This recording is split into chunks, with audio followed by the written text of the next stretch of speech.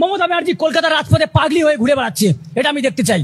এরকম দৃশ্য যদি দেখি তাহলে কিন্তু আমি শান্তি পাবো, বা আমরা আজকের আমাদের যারা মানে মানসিকভাবে বিপর্যস্ত, এমনকি একজন মুর্শিদাবাদের একজন স্যার তিনি মারা গেছেন, তার আত্মা শান্তি পাবে।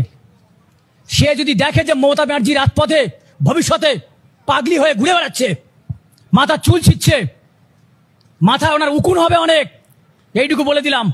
ওরকম রাজনীতি অনেক পারি, ভালো ভালো সৎ মানুষের পাশে যদি না দাঁড়াতে পারেন, সে রাজনীতির কোনো দাম নেই, সে রাজনীতির কোনো দাম নেই। এর থেকে বরঞ্চ সেই পরাধীন অবস্থা ইংরেজরা থাকাকালীন যে সমস্ত মানুষরা যারা স্বাধীনতা সংগ্রামের জন্য লড়েছিলেন, সে লড়াই ছিল অনেক সহজ, কারণ সেখানে দেশের মানুষ ছিল পাশে। তৃতীয়বার আর ওই স্বামী বিবেকানন্দ, নজরুল, রবীন্দ্রনাথ, ক্ষুদিরাম, বিনয় বাদল, দীনেশ, এগুলো আপনারা হতে দেবেন না, কারণ এগুলো থেকে আপনাদের ভয় আছে। সেজন্য আপনারা মনে করেন যে আজকে ওরা জন্মায় না, ঘরে ঘরে আছে, প্রতিভা ঘরে ঘরে আছে। এটুকু আমি বলতে পারি, মমতা ব্যানার্জির থেকে অনেক ভালো প্রতিভাবান মানুষ রাজ্যে তো রয়েছে। সেটা কি উনি জানে? অনেকে আছে যারা বলে রাজনীতি করতে গেলে কোনো পুঁজি লাগে না, রাজনীতি করতে গেলে কোনো পুঁজি লাগে না, তাহলে অশিক্ষিত হয়ে থাকো আর অনুব্রত মতো রাজনীতিবিদ হও। হ্যাঁ, অনুব্রতের মতো রাজনীতিবিদ হবে, পুলিশকে গালাগালি করবে, আর পরেক্ষণে সেই পুলিশ আবার এসে বলে স্যার ভুল হয়ে গেছে, স্যার আপনার কথা মতো 4-5 জনকে ঢুকিয়ে দিয়েছে স্যার। হ্যাঁ, আর এদিকে টিচারকে মারছেন। এতদিন কষ্ট করে পড়াশোনা করে চাকরি পেয়েছি, 7-8 বছর চাকরি হয়ে গেছে, আর টিচারকে মারছেন, দাদাগিরি দেখাচ্ছেন। এসব মানুষদের কিভাবে শিক্ষা দেওয়া যায়? অনুব্রত বলুন, মুখ্যমন্ত্রী বলুন, আজকে চন্দ্রিমা ভট্টাচার্য, পরীক্ষা দেবেন তো দিন, আর না দেবেন তো না দিন। হা কি কথা! একবার যে ম্যাডামটা ব্রেন স্ট্রোক হয়ে গেছে, এর আগের দিন আমাদের মঞ্চে এসেছিলেন একজন ম্যাডাম, মৌমিতা হালদার, ওই মানুষটা কি করে পরীক্ষা দেবে? কই সে মানুষটার কথা আলাদাভাবে বলতে পারলে না যে ওই মানুষটার জন্য দেখবো আমরা? বলছে মমতা ব্যানার্জি কলকাতার রাজপথে পাগলি হয়ে ঘুরে বেড়াচ্ছে। মানে মানুষের কত শখ, বর্তমান সময়ে দাঁড়িয়ে মানুষের কিন্তু অনেক শখ আহ্লাদ বেড়েছে, দেখে বোঝাই যাচ্ছে। আর আমার মনে হয় জানেন তো, এটা এটা এটা হতে পারে, আজ না হয় কাল, কাল না হয় পরশু হতে পারে। যেরকম অরাজকতা চলছে এই রাজ্যে চাকরি নিয়ে, একজন টিচার চাকরি করেছে, যারা 6 বছর 7 বছর চাকরি করেছে, এখন চাকরি করে তারা দেউলি হয়ে গেছে, তারা এখন রাস্তায় শুধু বাড়িটাই নেয়নি ঘুরছে, শুধু বাড়িটাই নেয়নি ঘুরছে। মানে কিসের বাড়ি সেটা নিশ্চয়ই বুঝতে পারছো। তাদের অবস্থা এতটাই শোচনীয় হয়ে গেছে। এখন ভাবো, এই যে যারা যারা আজ থেকে 10 বছর আগে বা 5-7 বছর আগে যারা এক্সাম দিয়েছিল, দেওয়ার পরে যারা যারা তখন একটা পরীক্ষার আগে তাদের বয়সটা অল্প থাকে, প্রিপারেশনটাও সেভাবে নেওয়া থাকে, তো সেইভাবে প্রিপারেশনটা নেওয়া থাকে, বয়সটা অল্প থাকে, তো তাতে কোনো সমস্যা হয় না, তখন ঠিকঠাক পরীক্ষা দিয়ে তারা উত্তীর্ণ হয়ে গেছে বা চাকরি পেয়ে গেছে। বাট এখন তাদের চাকরি আর নেই।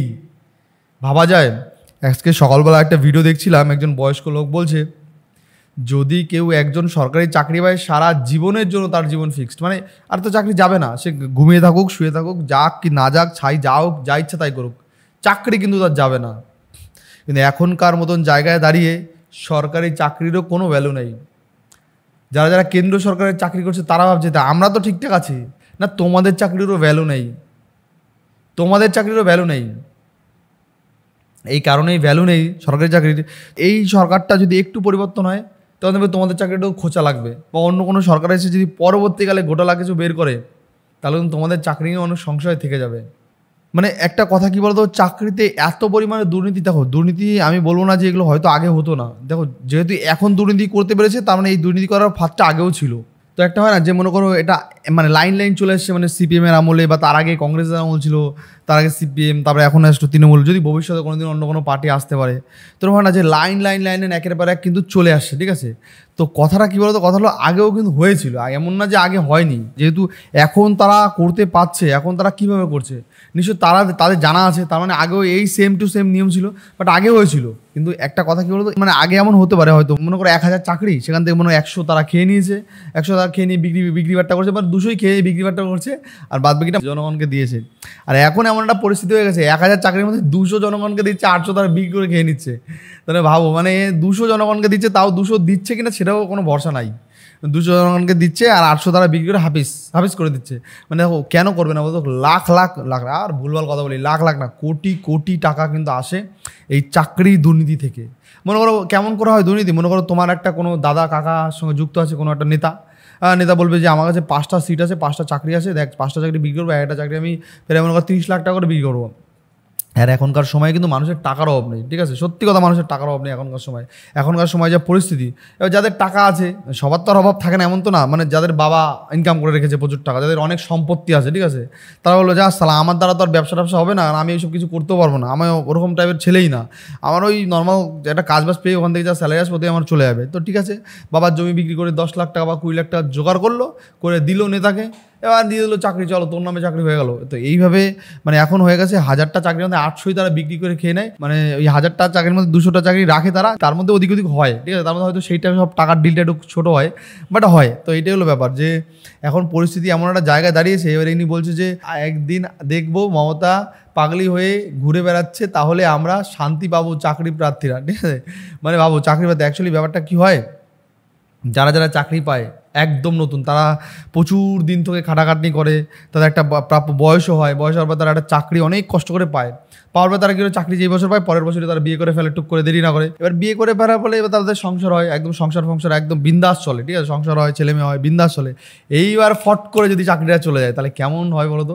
একটা সংসারে কিন্তু কম খরচা না, খাওয়া দাওয়া, যারা ভাড়া থাকে ভাড়া খরচা, খাওয়া দাওয়া, বউর খরচা, ছেলেমেয়ের খরচা, প্রচুর খরচা থাকে। তো সেই সব খরচা মেনটেন করতে তখন কিন্তু প্রবলেম হয়ে যায়। এই তো এর আগে আমি দেখেছি যে চাকরি চলে গেছে, বলছি তোমার চাকরি চলে গেছে, তোমার সঙ্গে আমি থেকে কী করবো, বউ চলে গেছে, ঠিক আছে, কী বলবো, আজকালকার চাকরিরও যেমন ভরসা নেই, আর আজকালকার বউদেরও ভরসা নেই, কে কখন কোথা থেকে চলে যায় কেউ বলতে পারে না, মানে চাকরিরও ভরসা তো নেই আর বউদেরও ভরসা নেই, এটা একদম কনফার্ম। তো এইটা হলো বর্তমান সময়ের পরিস্থিতি। মনে করো একটা স্কুল টিচার ছিল, সে তো হট করে আর রাস্তায় গিয়ে ছোলা ভাজা বিক্রি করতে পারবে না, যে স্কুলের টিচার ছিল সেই তো আর চাইবে না স্কুলের সামনে একটা আইসক্রিম বিক্রি করুক, চাইবে না। দেখো ব্যাপারটা হলো, অনেকে ভাবে যে কাজে কিসের লজ্জা, কাজে লজ্জা বলে কিছু নেই, এটা হয় না কোথাও জানি এটা বিবেক কাজ করে। দেখো লজ্জা বলতে কিছুই নেই, কিন্তু তারপর তুমিও বোঝার চেষ্টা করো, ফট করে কোথায় উপর থেকে ফট করে ডাউনে চলে আসো। দেখো কাজ কোনোটাই ছোটো না, কোনো কাজ যে ছোটো আমি একদমই বলবো না, কাজ কোনোটাই ছোটো না, কিন্তু ব্যাপারটা তারপরেও একটা হয় না মানুষের মধ্যে, তুমি নিজের দিকটা ভেবে দেখো। তো সেই পরিস্থিতির অনেকের সম্মুখীন করতে পারবে না, সেই পরিস্থিতির মানসিকতার সম্মুখীন অনেকে করতে পারবে না, তাই অনেকে কিন্তু আমাদের ছেড়ে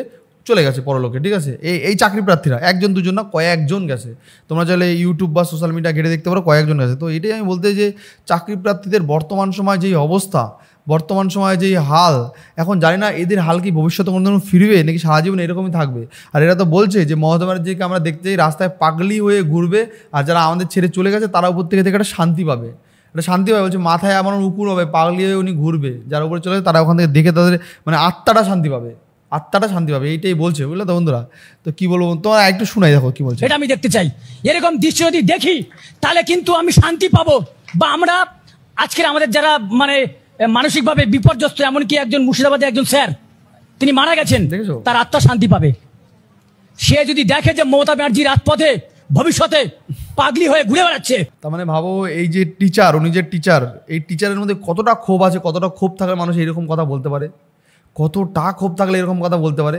মানে এনার মধ্যে কিন্তু মানে উনি যদি মমতা ব্যানার্জিকে হয়তো সামনে পেতো, হয়তো কী না কী বলে দিত বা কী না কী করে দিত।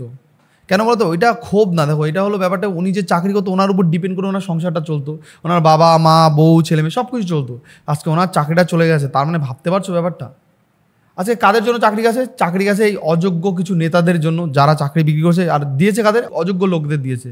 এরকম বললাম না, আমারই একটা বন্ধু ছিল যারা আমার সঙ্গে পড়তাম, আমি তো পড়াশোনা করতাম, তো আমার সঙ্গেও পড়তো, মানে আমি তো খুব একটা পড়াশোনায় ভালো ছিলাম না, বাট ও বাপরে আমার থেকে বড় মাথা খোলা ছিল, মানে কিচ্ছু বুঝতো না, ওরে এমন কোনো দিন নাই আমাদের ওই মাস্টার ওর গরুর মতন মারতো না। মানে তারপরে সে এখন স্কুলে মানে চাকরি করে, কী চাকরি করে ভগবান জানে আর ও জানে, আমি জানি না। তো এটাই হলো বর্তমান সময় অবস্থা, যে কত লোক আর পড়াশোনা করে চাকরি পেয়েছে। বর্তমান সময় অবস্থা যে বেশিরভাগই দেখা যায় যে তারা বাবার নেতাগারি করতো, জমি টমি বেচে নেতাদের টাকা পয়সা দিয়ে স্কুলে কেরানির চাকরি, স্কুলের টিচারের চাকরি বা জুনিয়র বোনের স্কুলে ঢুকিয়ে দিয়েছে। তো এটাই হয় ভাই বর্তমান সময়, সে এখন চাকরিজীবী ভাই, ঠিক আছে। মাথা চুল ছিচ্ছে, মাথা ওনার উকুন হবে অনেক, এইটুকু বলে দিলাম। ওরকম রাজনীতি অনেক পারি, ভালো ভালো সৎ মানুষের পাশে যদি না দাঁড়াতে পারেন, সে রাজনীতির কোনো দাম নেই, সে রাজনীতির কোনো দাম নেই। এর থেকে বরঞ্চ সেই পরাধীন অবস্থা ইংরেজরা থাকাকালীন যে সমস্ত মানুষরা যারা স্বাধীনতা সংগ্রামের জন্য লড়েছিলেন, সে লড়াই ছিল অনেক সহজ, কারণ সেখানে দেশের মানুষ ছিল পাশে। তৃতীয়বার আর এটা কিন্তু সত্যি কথা যে ইংরেজরা যখন শাসন করেছিল আমাদের দেশে, সেটাও কিন্তু অনেক সহজ ছিল, কারণ সেই সময় দেশের মানুষ পাশে ছিল, তার মানে এত চাটুকারিতা ছিল না, তখন এত দুর্নীতি ছিল না, আমার মনে হয় দুর্নীতি ছিল না, কারণ সেই লাইনতে সব বাঙালিরা এক হয়েছে, সব বাঙালি, প্রত্যেকটা বাঙালি, হিন্দু মুসলিম শিখ ইসাই প্রত্যেকটা মানুষ এক হয়ে লড়েছে, দেশের হয়ে লড়েছে। আর এখন একটা জায়গায় এমন দেখা যাচ্ছে যে বাঙালিদের লড়তে হচ্ছে নিজের হকের জন্য, নিজের চাকরির জন্য, নিজের চাকরিকে বাঁচানোর জন্য। কাদের সঙ্গে লড়ছে? সেটাও আবার বাঙালিদের সঙ্গে লড়ছে, ঠিক আছে। তো এই হলো বর্তমান সময় অবস্থা। জানি না কোনো দিন এই পরিস্থিতি ঠিক হবে কি স্বাভাবিক হবে, আমার তো মনে হয় যে পসিবল না। কারণ দেখো, আমি ফার্স্টেই বললাম, যারা প্রথম প্রস্তুতি নেয় যে আমরা চাকরিটা পাচ্ছি, খুব তাড়াতাড়ি আমরা চাকরিটা পাচ্ছি, এই প্রস্তুতিটা যারা প্রথম নেয়, তো সেই প্রস্তুতি আজ থেকে 7-8 বছর আগে নেওয়া আর এখন সেই প্রস্তুতি নেওয়া, এটা সত্যিই একটা অসম্ভব ব্যাপার। জানি না তার মধ্যে যারা এখান থেকে চাকরি পেয়ে যাবে তারা তো কপাল অনেক অনেক অনেক কোটি কোটি ভালো। মানে তারা ভাবে যে পুনরাবার আমি একটা জন্ম পেলাম, যাক আমার, তারা হয়তো সেদিনকে গিয়ে বিরাট বড় পূজা টুজা দেবে, প্রচুর লোক হয়তো প্রচুর মানসিকও করেছে ভগবানের কাছে, ঠাকুরের কাছে, যারা আল্লাহকে মানে আল্লাহর কাছে। দেখবে চাকরি যখন হবে না, তারপর দেখবে আমাদের ছেড়ে অনেকে চলে গেছে। কারণ তারা ভাববে, তাদের একটা লাস্ট ভরসা ছিল এই চাকরিটা, যে পরীক্ষা দিয়ে যদি চাকরিটা পেয়ে যাই তাহলে জীবনটা আবার ফিরে গেল। হয়তো তারা এই নিয়ে অনেক ঠাকুর কাছে মানুষও করে ফেলেছে। আর যখন দেখবে রেজাল্টে তাদের নাম নেই বা চাকরি তারা পেলো না, সেদিনকে তোমরা দেখবে ভাই এই ওয়েস্ট বেঙ্গলে তাণ্ডব হবে, তাণ্ডব। তোমরা দেখে নিও, তাণ্ডব হবে। কারণ দেখো, ওখানে তো সব তো যত পরীক্ষার্থী ছিল ওইখানে, যারা পরীক্ষা দিয়েছে, ওখানে শুধু তারাই দেয়নি, ওখানে নতুন ছেলেমেয়েরাও অনেক পরীক্ষা দিয়েছে। এবার সেখানে নতুন ছেলেমেয়েরাও তো কিছু ভ্যাকান্সি পাবে। এবার যখন নতুন ছেলেমেয়েরা যেই ভ্যাকান্সিটা পাবে, তার মানে কাদের ভ্যাকান্সি পাবে? ওই পুরনোদের ভ্যাকান্সিগুলোই তো নতুনটা পাবে আবার।